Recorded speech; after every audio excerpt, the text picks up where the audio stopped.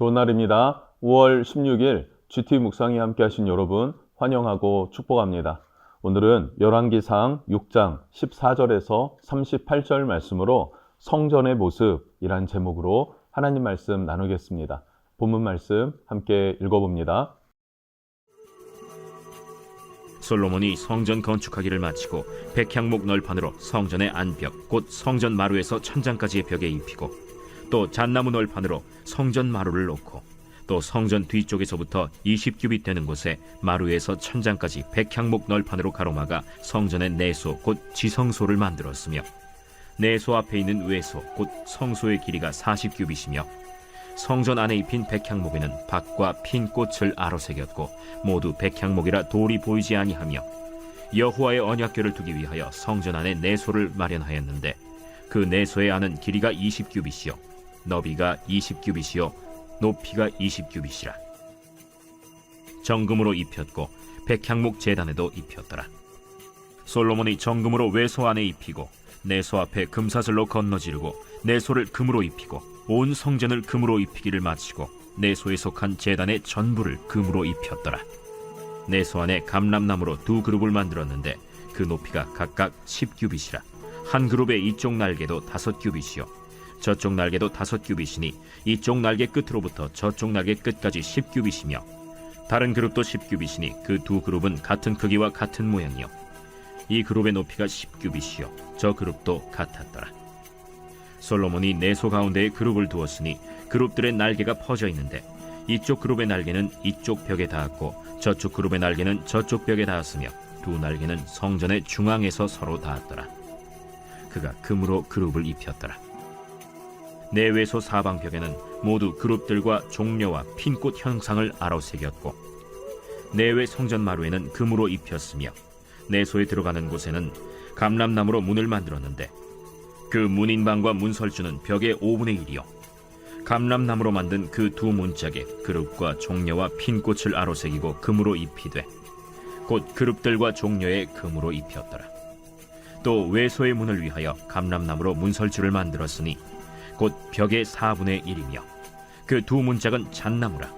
이쪽 문짝도 두 짝으로 접게 되었고 저쪽 문짝도 두 짝으로 접게 되었으며 그 문짝에 그룹들과 종려와 핀꽃을 아로새기고 금으로 입히되 그 새긴 데에 맞게 하였고 또 다듬은 돌 3켜와 백향목 두꺼운 판자 1켜로 둘러 안뜰을 만들었더라. 넷째 해 15월에 여호와의 성전 기초를 쌓았고 11째 해 불월 곧 8째 달에 그 설계와 식양대로 성전 건축이 다 끝났으니 솔로몬이 7년 동안 성전을 건축하였더라.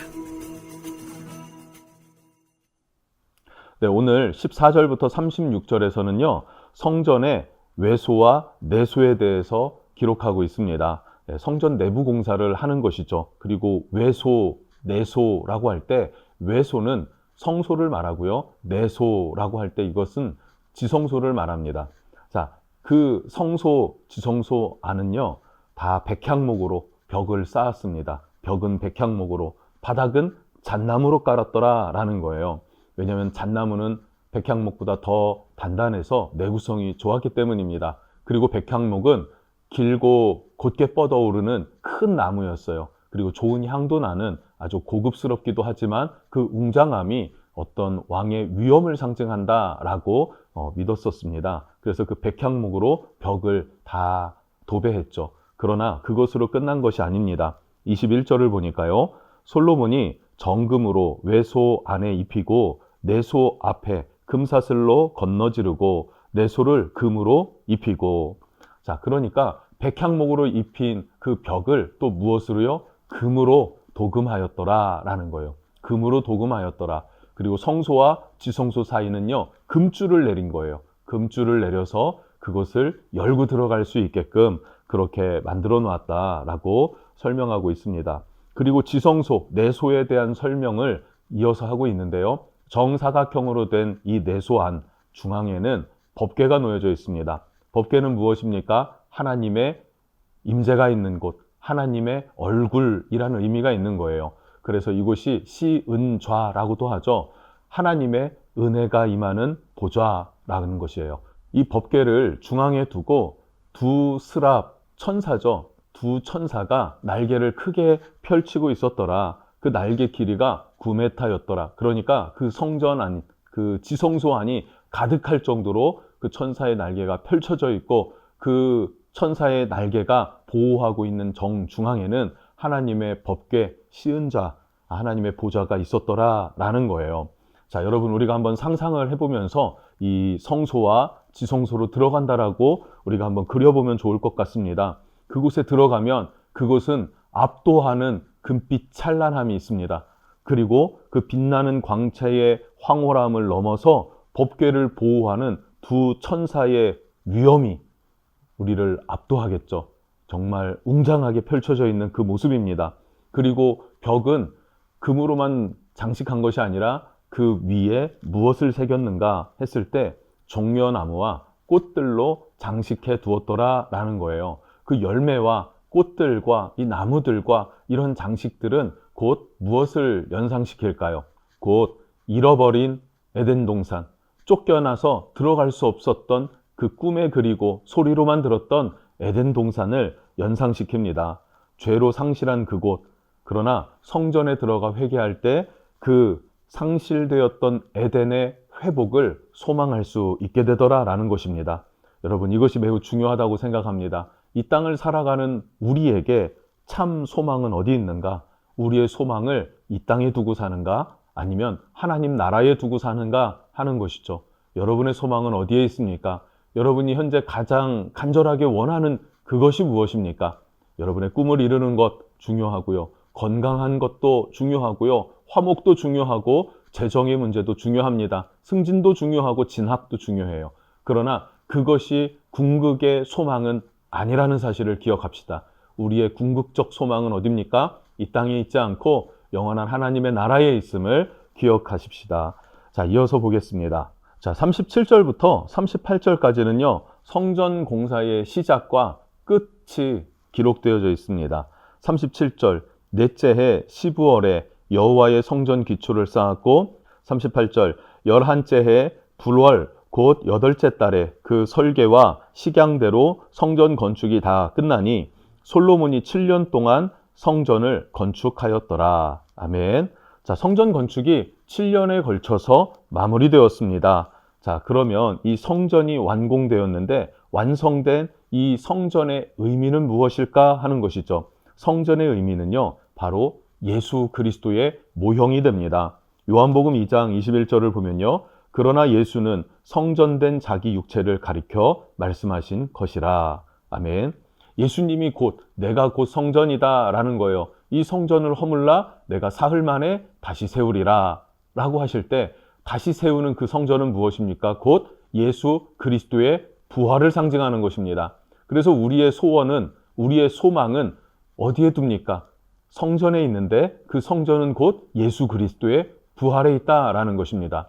우리는 예수 안에서 믿음으로 말미암아 살아날 것인데, 그 살아남은 부활의 몸을 입고 영원한 하나님 나라에서 영원히 거하는 것입니다. 이것이 우리의 소망이고, 바로 이 성전은 그 부활하실 예수 그리스도를 상징하고 있다라는 것입니다. 두 번째, 이것은 예수님뿐만 아니라 예수를 믿는 모든 성도 각 사람을 상징하는 그런 성전이기도 합니다. 성도의 모형입니다. 고린도전서 3장 16절 말씀에 너희는 너희가 하나님의 성전인 것과 하나님의 성령이 너희 안에 계시는 것을 알지 못하느냐 라고 하고 있어요. 여러분, 우리가 그리스도를 믿는 성도이지 않습니까? 그럼 성도인 우리가 어떻게 지어져 가야 합니까? 성전으로 지어져 가야 된다는 거예요. 우리의 삶이 곧 성전이 되어져야 한다. 그런데 그 성전의 첫 번째 모형은 누구입니까? 예수 그리스도시죠. 예수 그리스도를 본받아서 그리스도께서 행하신 일들을 계승하고, 또 그의 가치관을 따라서, 그의 세상을 보는 그 세계관을 따라서 우리가 살아가야 되고, 또 그분의 성품을 닮아가고 그의 행실을 본받아가는 삶, 그 삶이 우리에게 필요한 줄로 믿습니다. 그것이 바로 성전된 우리의 삶이라는 거예요. 쉽게 말하면 거룩한 삶을 살아야 한다 하는 것입니다. 자, 마지막으로 이 성전은요, 모든 교회의 모형이 되기도 합니다. 에베소서 2장 21절, 22절 말씀을 보면 그의 안에서 건물마다 서로 연결하여 주 안에서 성전이 되어가고 너희도 성령 안에서 하나님이 거하실 처소가 되기 위하여 그리스도 예수 안에서 함께 지어져 가느니라. 아멘.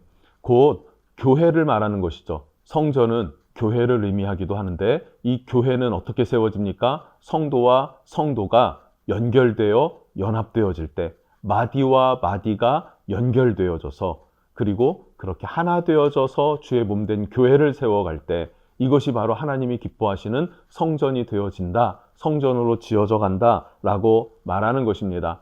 교회 안에 보면요, 각 사람들의 성품이 다릅니다. 그리고 그들의 생각과 어떤 재정적인 상황과 또 이런저런 모든 것들이 정말 천차만별로 다르지 않습니까? 이 다름을 서로 이해하고 존중하고 그러면서 함께 연합하여 지어져 가는 것, 이것이 우리에게 필요한 줄로 믿습니다. 함께 지어져 가는 그리스도의 몸된 교회, 이렇게 그리스도의 몸된 교회로 세워져 갈 때 하나님이 기뻐하시는 참 성전이 되어져 간다.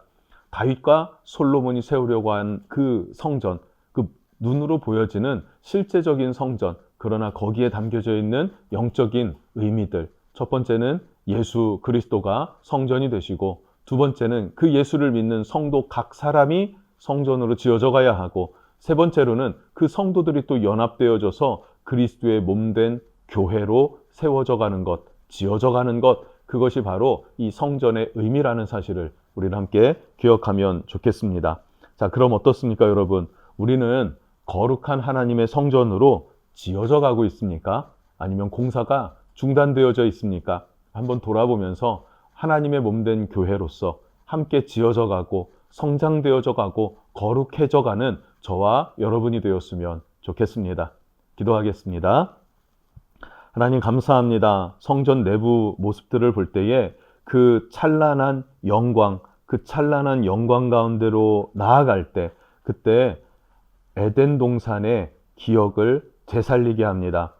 죄로 인해서 상실했던 에덴의 소망, 그것이 성전에서 회개할 때 다시 살아나게 될 것이고 그 성전은 곧 예수 그리스도를 상징하고 그 예수 그리스도를 따르는 성도들을 의미하며 또 그 성도들이 함께 연합하여서 하나 되어서 지어져 가는 그리스도의 몸된 교회로 그것을 성전이라 칭하시는 아버지의 말씀을 우리가 잘 새겨듣고 우리도 성숙해져 가며 거룩해져 가며 주님의 몸된 교회를 세워가는 은혜가 있게 하여 주시옵소서.